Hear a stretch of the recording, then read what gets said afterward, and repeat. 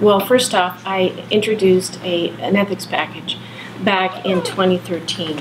And one of the things we need to do is have more disclosures of the independent expenditure committees that are coming into Arizona, and disclose in real time the influxion of money to these different committees. But let me tell you what the problem is with dark money. My opponent is underwritten and funded through dark money.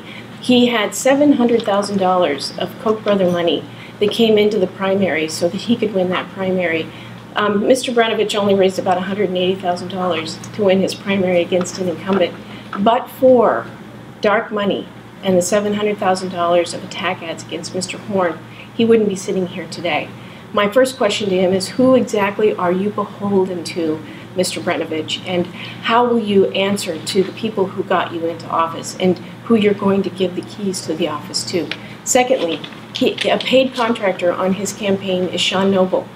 He was fined $1 million by the California Elections Commission for laundering dark money and trying to circumvent the disclosure laws in Arizona, in California.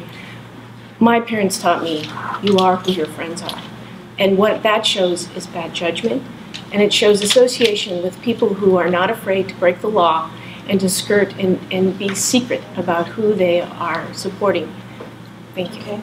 I think the irony is that right now there's a case pending before our state Supreme Court where the Democratic Attorney General's Association, through a sham organization, funneled money and tried to get Felecia elected in 2010.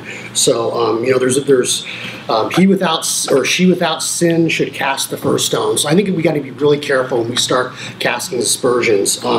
I think that Sandra Day O'Connor once wrote in a Supreme Court opinion that money, like water, will always find its own level in politics. I think we need to make sure we do everything we can to have a comprehensive look at our system and what's going on. I also don't think that we should demonize people that are following the laws. They are what they are today, and if we want to change it, then it's up to the legislature or the governor or the people through the initiative process to change it, but we shouldn't demonize people that are following the law. Let me just add one thing that I think is really important. Is, you know, I grew up here in Arizona, went to public school, went to Shadow Mountain High School, graduated from Arizona State University. I served our country in the military. I've had a security clearance. I have been a prosecutor. I've never once asked somebody whether they were a Democrat or Republican or what their views were on issues.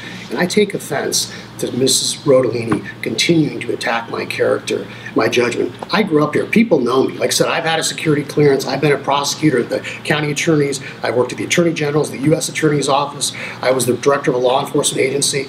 That's what I want to talk about. I think the time for attacking your opponent and trying to go after people, I think people are tired of that. People want an attorney general that appreciates that the answers facing this country aren't right and left, they're right and wrong.